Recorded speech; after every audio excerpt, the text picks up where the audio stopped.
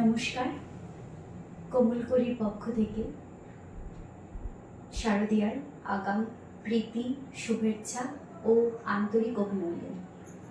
মহালয়ার পূর্ণতিথিতে কোমলকরী থেকে এবার থেকে হারমোনিয়াম টিউটোরিয়াল ক্লাস আপনারা কোমলকরীর ইউটিউব চ্যানেলে দেখতে পাবেন। আমরা সেখানে ছোট বাচ্চাদের কিভাবে খুব সহজে হারমোনিয়াম শিক্ষা দেওয়া যায় বা হারমোনিয়াম কি সেটা আমরা প্রথমে জানাবো।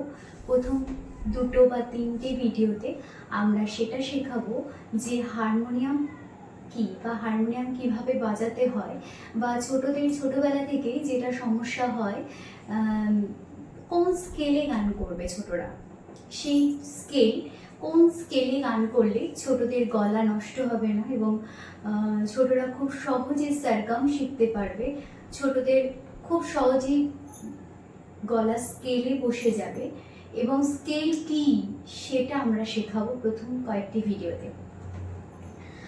আপনাদের যদি মনে হয় যে এটা অবশ্যই শিক্ষণীয় ভিডিও, তাহলে অবশ্যই আমাদের চ্যানেল সাবস্ক্রাইব করবেন। তো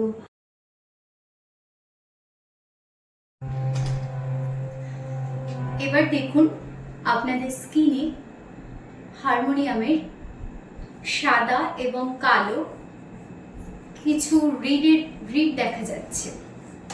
সেগুলো আমরা সচরাচর এগুলোকে কি বলবো, এগুলোর নাম হচ্ছে রিড, এবং এগুলো বাজিয়েই আমরা সরগম শিখব। তো এই রিডটা কি জিনিস, রিডটা শুরু হচ্ছে কোথা থেকে বা শেষ কোথা থেকে, তাহলে এই ফার্স্টের রিডটার নাম কি, এই সমস্ত তথ্যই আপনারা ভিডিওতে পাবেন। হারমোনিয়ামের প্রথম রিড থেকে, অর্থাৎ সাদা, 2টো কালো, তার আগে যে সাদা রিডটি রয়েছে সেখান থেকে আবার 2টো কালো, দেন সাদা রিড, সেইটাকে বলা হয় উদরা সপ্তকা।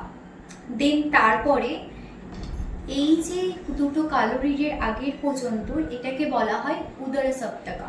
দেন তারপরে 2টো কালো রিডের আগের থেকে 2টো কালো রিডের একটার আগে পর্যন্ত এটাকে বলা হয় মুদরা সপ্তকা, এবং তারপরে যেটুকু রয়েছে 2টো কালো রিডের পর থেকে পুরোটা, এটাকে বলা হয় তারা সপ্তকা।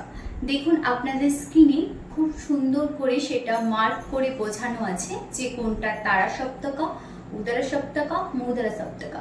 এবং হারমোনিয়াম শিক্ষায় এটা প্রথম পার্ট। আমরা যদি না জানি উদরা সপ্তকা কি, মুদরা সপ্তকা কি এবং তারা সপ্তকা কি, তাহলে কিন্তু আমরা খুব সহজে হারমোনিয়াম শিখতে পারবো না। ছোটদের প্রথমেই কিন্তু সা রে গা মা পা ধা নি সা এটা শেখানো উচিত নয়। ফার্স্টে শেখানো উচিত হারমোনিয়ামের প্রত্যেকটা অংশের নাম, যেটা আপনারা এই ভিডিও এবং পরবর্তী ভিডিওতে জানতে পারবেন। প্রথম পার্টটার নাম হচ্ছে উদরা সপ্তকা। আপনাদের স্ক্রিনে দেখুন আসছে, সেটা মার্ক করা উদরা সপ্তকা, মুদরা সপ্তকা এবং তারা সপ্তকা। এরপর আমরা জানবো স্কেল। স্কেল কি? আচ্ছা, এই যে আমি যখন বাজাচ্ছি তখন কিন্তু কোনো আওয়াজ আসছে না। যখন আমি বেলো করব, বেলোর মাধ্যমে এটাকে হাওয়া দেব, তখনই কিন্তু এটার ভেতর থেকে সুর শোনা যাবে। এবং এটা কিভাবে আসছে এটা আমরা পরবর্তী ভিডিওতে জানতে পারবো।